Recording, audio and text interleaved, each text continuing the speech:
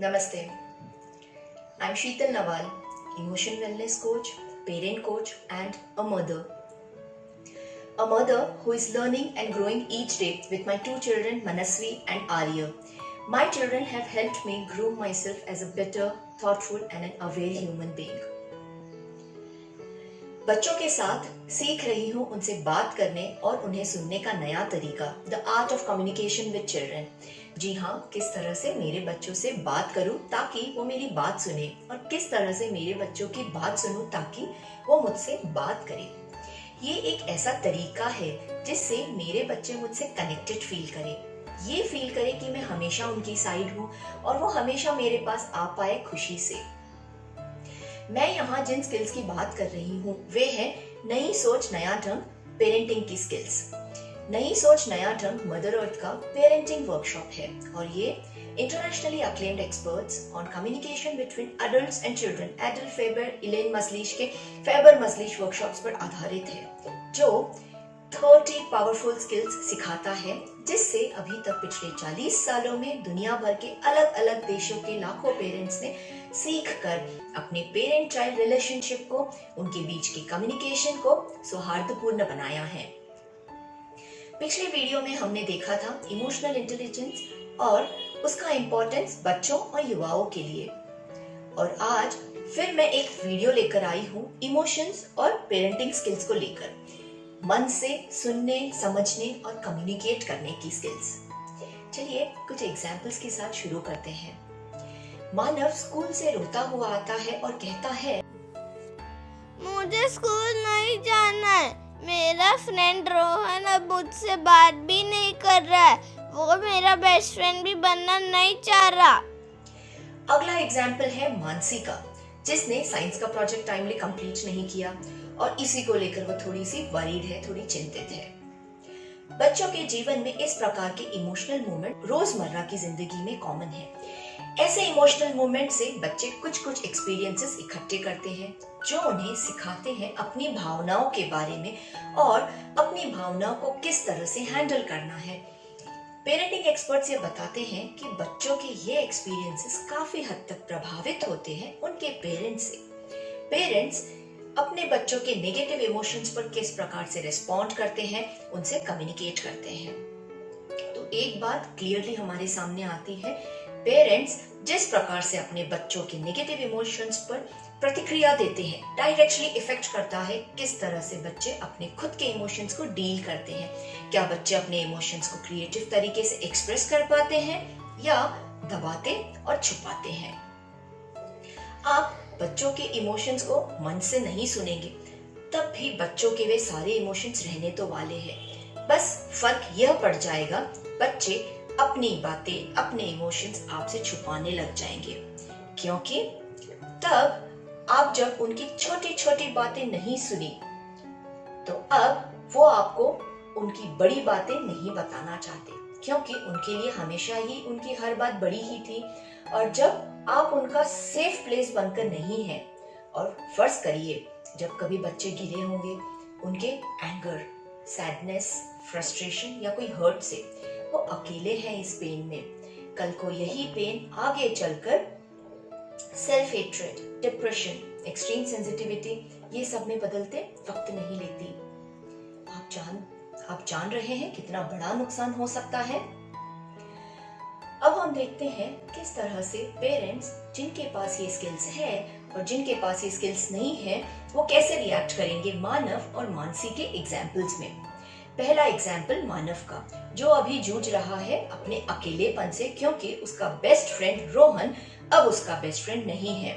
उसकी मम्मी जिनके पास ये स्किल्स ना हो तो शायद जवाब दे, अरे सिर्फ एक रोहन के बेस्ट फ्रेंड नहीं होने से क्या होता है, तुम ट्राई तो करो और फ्रेंड्स अपने आप बन जाएंगे। यही करते हैं ना हम सब पेरेंट्स। लेकिन अगर यही मम्मी के पास पेरेंटिंग स्किल्स है तो वो अब ब्लेम करने की बजाय मन से, नई सोच, नए ढंग से मानव की बात को और इस बात के पीछे मानव के इमोशंस को सुनेगी और महसूस करेगी वो क्या फील कर रहा है। और मानव की मम्मी उसके पास आई लेवल पर आते हुए कुछ ऐसे मानव से बात करेगी इतने सालों की फ्रेंडशिप टूट जाए तो बुरा लगता है ना? तुम्हें बहुत अकेलापन लगता होगा ना? दूसरा एग्जाम्पल है मानसी का, जिसे साइंस प्रोजेक्ट कल सबमिट करना है स्कूल में, लेकिन प्रोजेक्ट कंप्लीट ना होने पर वह थोड़ी सी चिंतित है। ओह नो मम्मा, मेरा साइंस प्रोजेक्ट कल ही सबमिट करना है। और तुमने कंप्लीट ही नहीं किया होगा ना? अरे मुझे लगा था मंडे तक टाइम है। हमेशा हमेशा तुम ऐसे ही करती हो, कभी पहले से कोई प्लान नहीं करती।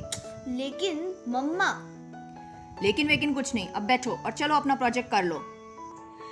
इस एग्जाम्पल में मम्मी का इंटेंशन तो अच्छा था कि उनकी मानसी स्कूल में अच्छे से पढ़ाई करे, लेकिन मानसी के डर को, उसकी चिंता को मानसी की मम्मी ने नहीं सुना मन से, और बार बार बस मानसी को बता रही थी क्या करना है, जो मुश्किल बना रहा था उसे खुद को बताने के लिए कि नेक्स्ट उसे क्या करना है।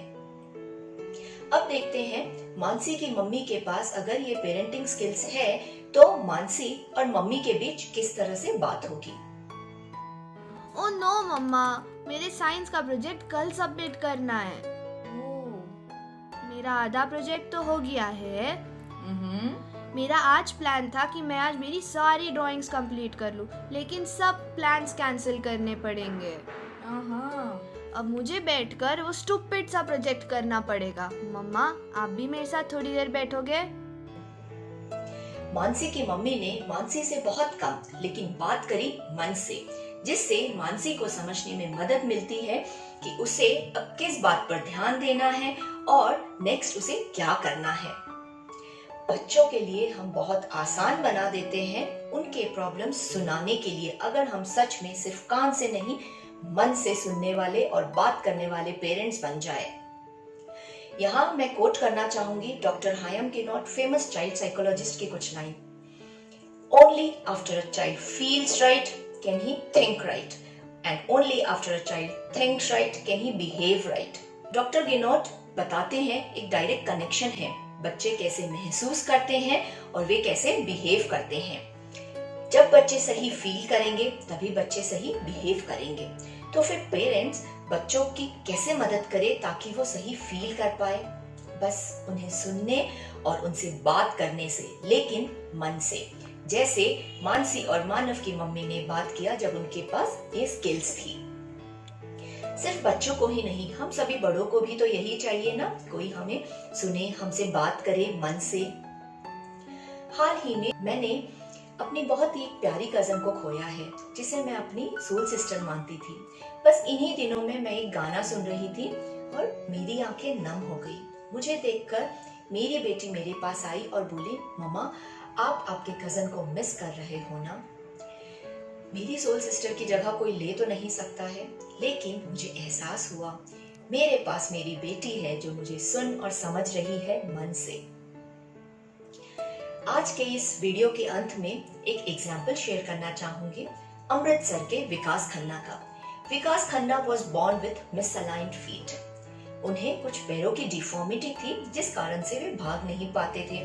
चलने के लिए उन्हें लकड़ी के हेवी शूज पहनने पड़ते थे। फ्रेंड्स मजाक उड़ाते थे और कोई फ्रेंड नहीं था उनके साथ खेलने के लिए। इस वक्त उनकी दादी ने उनके अकेलेपन को सुना, जैसे हमारे एग्जाम्पल में मानव की मम्मी ने मानव के अकेलेपन को मन से सुना और अपना किचन खोल दिया, जो अहम हिस्सा बन गया विकास खन्ना के फाउंडेशनल ट्रेनिंग एक्सपेरिमेंट्स के लिए। आज वही अकेले विकास खन्ना को हम सभी एक successful chef, cook book writer, film maker के रोल में देखते हैं। अपने पेरेंट चाइल्ड रिलेशनशिप को मजबूत बनाने के लिए, सौहार्दपूर्ण बनाने के लिए बस उनसे बात करते रहिए, उन्हें सुनते रहिए मन से, नई सोच नए ढंग से। धन्यवाद। Hello everyone. I just wanted to tell you about Sheetal's course.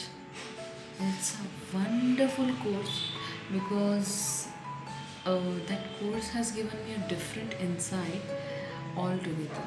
How to behave, how to talk to my kids, and for each and every aspect where I'm dealing with my kids, I have got an idea, I have got a perspective I have introspected myself, and this course is definitely a must do for all the mothers and for all the fathers, and of course all the teachers also, because this course is going to change not only your behavior with your kid but also the way you are behaving yourself, the way you're behaving with your husband, with your family.